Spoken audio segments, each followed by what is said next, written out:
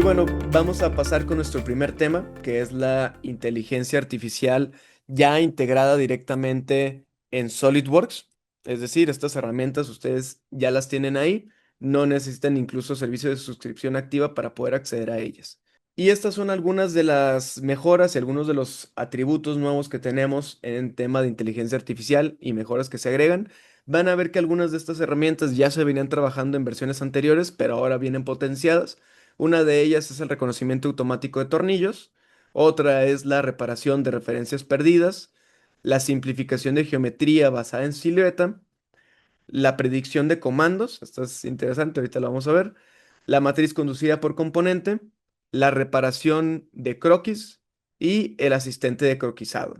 No se preocupen, vamos a ver cada una de estas en su momento.